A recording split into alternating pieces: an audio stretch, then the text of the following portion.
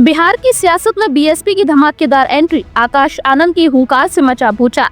बिहार की सियासी जमीन पर अब दलित चक्रवात उठने लगा है। जी हाँ, जिस बहन जी की खामोशी कई दलों के लिए राहत थी, अब वही बहन जी बिहार फतेह की मिशन पर निकल पड़ी हैं और उनके सियासी वारिस कहे जाने वाले आकाश आनंद ने पटना से बिगुल फूंक दिया है। पटना की धरती पर बीएसपी का शक्ति प्रदर्शन हुआ। मंच पर आकाश आनंद थे और मंच के नीचे लहराते हुए नीले झंडे थे। मौके पर आकाश आनंद ने ये साफ कर दिया कि अब बसपा सिर्फ यूपी में ही नहीं बल्कि बिहार में भी बवाल मचाएगी। जैसे बहन जी ने उत्तर प्रदेश की राजनीति की धारा पलटी थी, वैसे ही अब बिहार में भी बदलाव होगा। छत्रपति शाहू जी महाराज और बाबा साहेब अम्बेडकर का सपना बिहार की सड़कों पर भी उतरेगा। अब सवाल ये है, क्या लालू और नीतीश के पिछड़ा कार्ड के सामने बीएसपी का दलित प्लस पिछड़ा फॉर्मूला भारी पड़ेगा? क्या बीजेपी और आरजेडी के बीच तीसरा कोण बनेगा बीएसपी? और क्या बहन जी का साइलेंट वोट बैंक अब बिहार में भी बोलेगा? तो देखना दिलचस्प होगा कि 2025 का बिहार चुनाव कौन सी दिशा में जाता है।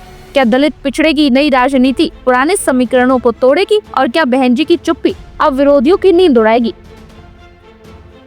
तो बिहार की सियासत में बहुजन समाज पार्टी की एंट्री ने हलचल मचा दी है। 243 सीटों पर बीएसपी की हुंकार ने पुरानी सियासी घरानों की नींद उड़ा दी है। अब देखना ये होगा क्या बहन जी ब्रांड बिहार में कितना असर दिखाती हैं। जुड़े रहिए हमारे साथ, क्योंकि यूपी न्यूज़ 9 पर हम लाते हैं वो खबरें जो सत्ता से सवाल करती है और समाज को दिशा दिखाती हैं।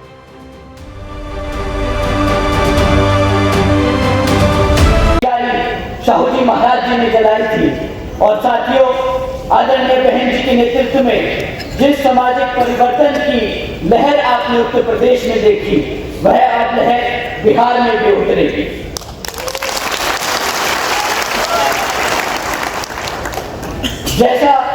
जैसे बहन जी ने यूपी में इतिहास रचा, वैसे ही हम सब मिलकर अब बिहार में भी इतिहास रचने जा रहे हैं। बसपा की ही सरकार है, वो माध्यम है जो शाहू जी महाराज और बाबा साहब डॉक्टर भीमराव अंबेडकर जी के सपनों को जमीन पर उतार सकता है। साथियों, आदरणीय बहन जी के नेतृत्व में बीएसपी की सरकार के दौरान हमारी पार्टी ने छत्रपति शाहू जी महाराज जी के सिद्धांतों पर चलकर एससी और ओबीसी समाज के लोगों के लिए कई योजनाएं चलाई थी।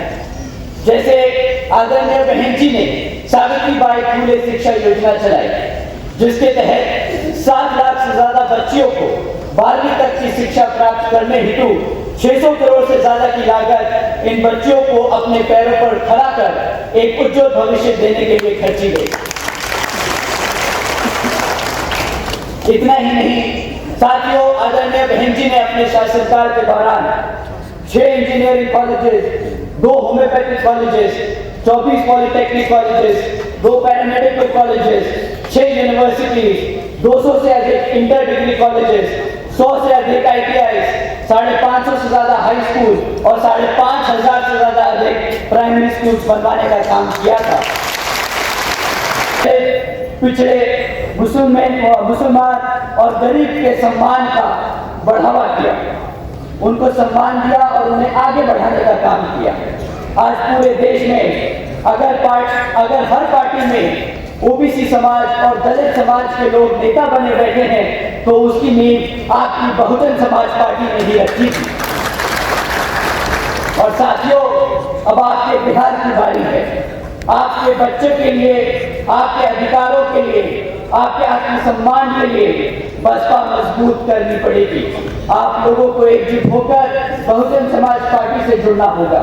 साथियों, बहन जी के गवर्नेंस मॉडल के तहत चलकर ही बहुजन समाज पार्टी की सरकार ने प्रदेश के एससी और ओबीसी समाज के साथ साथ सभी समाज के महापुरुषों को पूरा आदर सम्मान दिया और सभी समाज के लोगों को अपने पैरों पर खड़ा कर उनको स्वाभिमान से जीने का अधिकार दिलाया।